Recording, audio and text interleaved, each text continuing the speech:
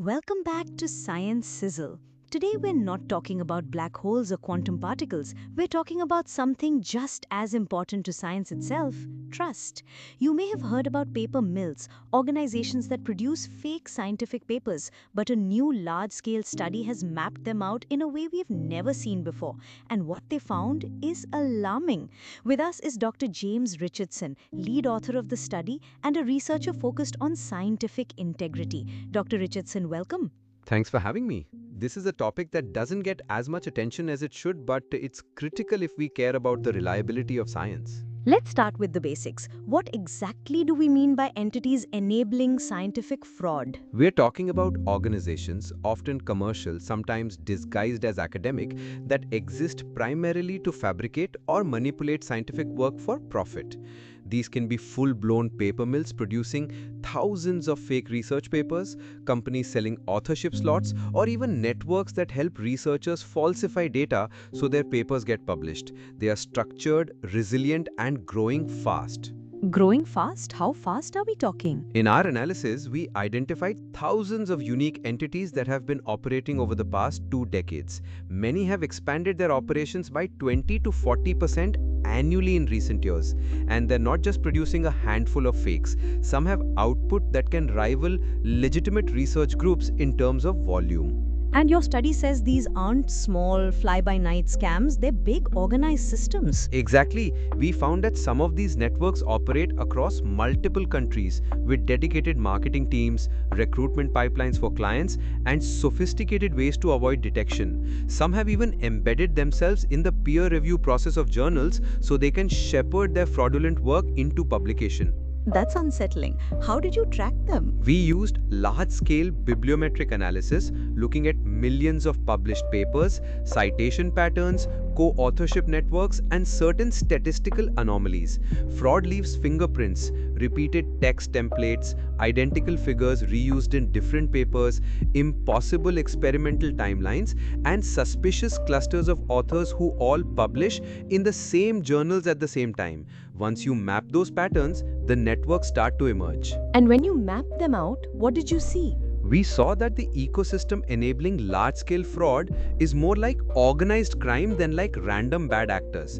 They adapt to detection efforts, shift between journals, and recruit new clients constantly.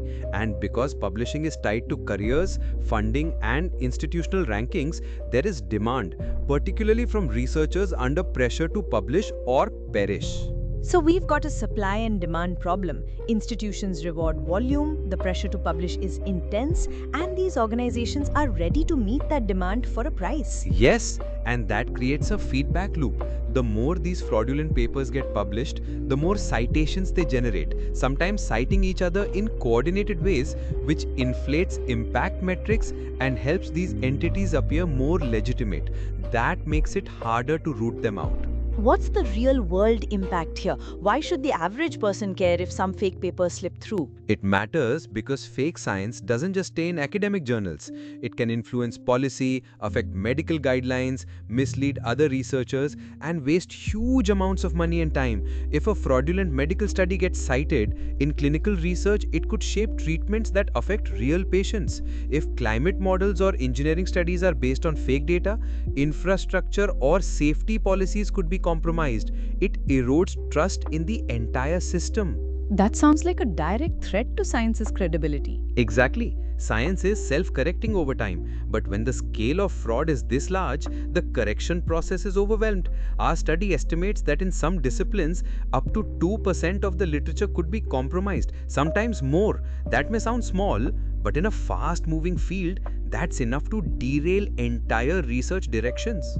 Did your study look at solutions, or is this just a staring into the abyss? We didn't want to just diagnose the problem. We propose a few key interventions: stronger journal-level screening, including AI-assisted detection of reused figures and text patterns, greater transparency in peer review so that fraudsters can't insert themselves unnoticed, shifting incentives, rewarding quality over quantity in research evaluation, and international cooperation to blacklist known fraudulent entities. That sounds like a tall order, but also necessary. It is, and the good news is that awareness is growing. Some journals have started using automated tools that can flag suspicious submissions before they are sent to reviewers.